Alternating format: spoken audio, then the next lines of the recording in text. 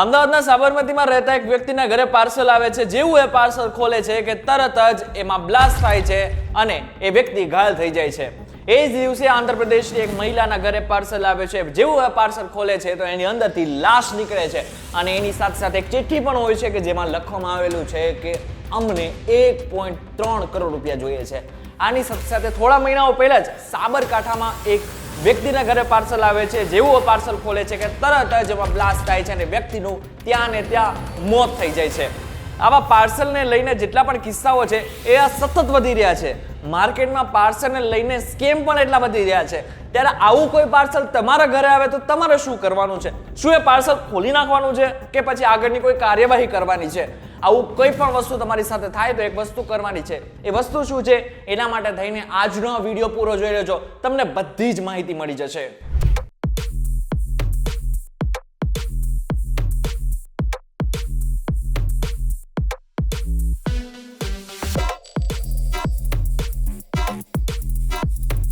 Welcome back focus VTV ગુજરાતી.com પર તમે જોઈ રહ્યા છો ડેઈલી ડોઝ અને હું છું આપનો દોસ્ત કરણ ચડોત્રા.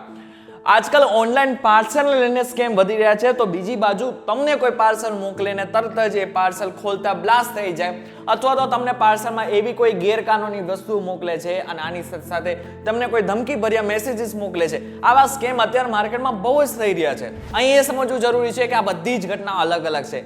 જે ઘટનામાં બ્લાસ્ટ થયો એ અંગત અદાવતમાં થયેલી એક ઘટના છે જ્યાં કોઈ વ્યક્તિને કોઈ પણ કારણોસર કોઈ વ્યક્તિ પ્રત્યે નફરત છે અથવા તો કોઈ કારણોસર એને બીજા વ્યક્તિને દુઃખ પહોંચાડવું છે અથવા તો એને હાનિ પહોંચાડવી છે. એટલા માટે થઈને પાર્સલમાં આ રીતનાની કોઈ પણ વસ્તુ મોકલી આપે છે જે આગળ જઈને બ્લાસ્ટ કરે છે. પરંતુ બીજી ઘટનાઓ છે કે જ્યાં સમજવું જરૂરી છે.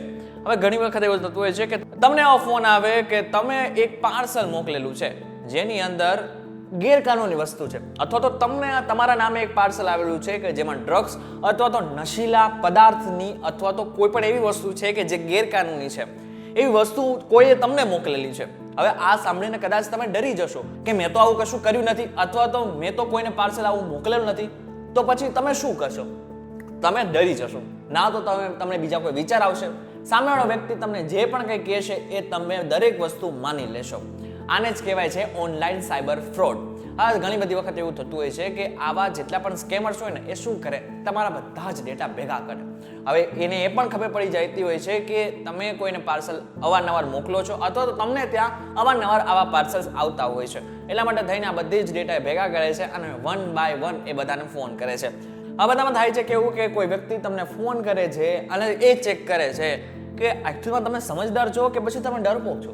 હવે એને એવું લાગ્યું કે તમે ડરપોક છો કે તરત જ તમને ફસાવાની સ્ટાર્ટ કરી નાખે. તમને ફોન કરશે, ફોન કરીને જાણશે કે તમે ડરો છો કે નહીં. ડરો છો તો પછી આગળની વાત એમ કરશે કે તમારા નામે એક પાર્સલ આવેલું છે અને મને ખબર છે કે એકચ્યુઅલમાં આ પાર્સલની અંદર ડ્રગ્સ અથવા તો ગેરકાનૂની વસ્તુ છે. અમે પોલીસમાંથી બોલીએ છીએ એટલા માટે થઈને હવે તમારે જેલમાં જવું પડશે. હવે આ વાત સાંભળો ને કોઈ પણ વ્યક્તિ ડરી જાય અને પછી આજીજી કરવા માટે મને માફ કર દો. એને ભલે એને પોતે આ પાર્સલ મોકલેલું પણ નથી છતાં પણ ડરી જશે અને આજીજી કરવા લાગશે. હવે સામેવાળા વ્યક્તિ જે છે એટલે કે ફ્રોડ કરનાર વ્યક્તિ છે ને એને થોડી હિંમત વધી જાય છે અને પછી શું કરે છે, પછી એમ તમને કહે છે કે હવે તમારે જો આનાથી બચવું હોય ને તો થોડા પૈસા આપી દો. હવે તમને એમ થશે કે આ કેસ જો થોડાક પૈસામાં નિપટી શકતો હોય જે તમને એકચ્યુઅલમાં કરેલો નથી તો આમાંથી તમે બચી શકો. એમ કરીને પછી તમારી પાસે પૈસાની માંગણી કરે છે અને પછી તરત જ એ પૈસા તમે એના બેંકના એકાઉન્ટમાં ટ્રાન્સફર કરી નાખો છો અને તમે ફ્રોડનો શિકાર બની જાઓ છો. આ ફ્રોડ સતત અત્યારે માર્કેટમાં ચાલી રહ્યા છે અને એવું નથી કે એક બે. પ્રધાનમંત્રી નરેન્દ્ર મોદીએ ખુદ પોતાના ભાષણ દરમિયાન કીધેલું છે કે આ પ્રકારના ફ્રોડથી તમારે બચવું જોઈએ. આ ફ્રોડનું નામ છે ઓનલાઈન ડિજિટલ અરેસ્ટ. આ પ્રકારનો સ્કેમ અત્યારે ખૂબ જ માર્કેટમાં ચાલી રહ્યો છે. હવે તમારા ફોનમાં આ પ્રકારનો કોઈ પણ ફોન આવે તો તમારે શું કરવાનું? તમારે સૌથી પહેલા શાંતિથી વાત કરવાની છે. ડરવાનું બિલકુલ જરૂરી નથી. જે પણ વ્યક્તિ તમને ફોન કરી રહ્યો છે અને ફ્રોડ હશે તો એ સામેથી ડરી જશે. સાંભળી લીધા પછી એ તમને એમ કહે છે કે તમે જે પાર્સલ મોકલેલું છે એમાં ડ્રગ્સ છે અથવા તો તમને જે કોઈ પાર્સલ મોકલેલું છે એમાં કોઈ ગેરકાનૂની વસ્તુ છે તો તરત જ આ વાત માની નથી લેવાની. તમારે સૌથી પહેલા પ્રૂફ માંગવાનું છે. હવે આ પ્રૂફ ઓનલાઈન માંગવાની કોઈ જ જરૂર નથી. તમે એમ પણ કહી શકો છો કે મારા ઘરે આવીને તમે આ કરી શકો છો, પૂછપરછ કરી શકો છો અથવા તો મને પોલીસ સ્ટેશને બોલાવી શકો છો.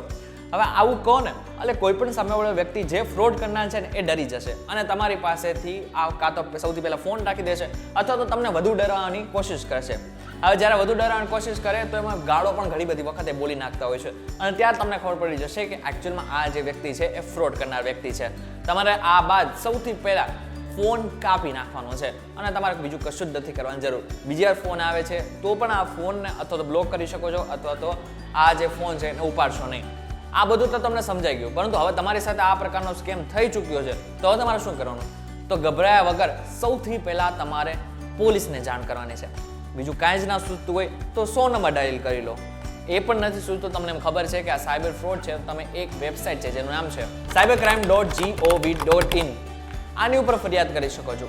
અરે આટલું પણ નથી કરવું તો તમે ફોન નંબર સ્પેશિયલ છે કે જે સાયબર ક્રાઇમ માટે જ રાખવામાં આવ્યો છે, જે નંબર છે 1930, એટલે કે 1930 ઉપર તમે ફરિયાદ કરી શકો છો.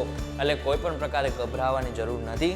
જે પણ ફ્રોડ થઈ રહ્યો છે એ ફ્રોડથી તમે બચી શકો છો.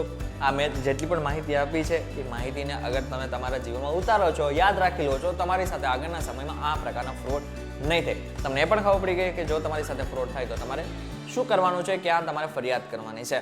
આ વિડીયોને તમારે મેક્સિમમ લોકો સુધી પહોંચાડી દેવાનો છે કે જેથી એમની સુધી માહિતી પહોંચે. વોટ્સએપ ગ્રુપમાં શેર કરી દો જેથી મોટા ભાગના લોકોને આના વિશે ખબર પડે કે આગળના સમયમાં એમને ત્યાં પાર્સલ આવે તો શું કરવાનું છે. વિડીયો પસંદ આવે તો વિડીયો લાઈક અને શેર જરૂરથી કરજો. તો આવા જ ઇન્ફોર્મેટિવ વિડીયોઝ માટે VTVGujarati.com ની અમારી ચેનલને એકવાર સબસ્ક્રાઇબ કરી નાખજો. ફરી મળીશું નવા વિડીયો સાથે, નવા કોન્સેપ્ટ સાથે. ત્યાં સુધી મને રજા આપો. નમસ્કાર.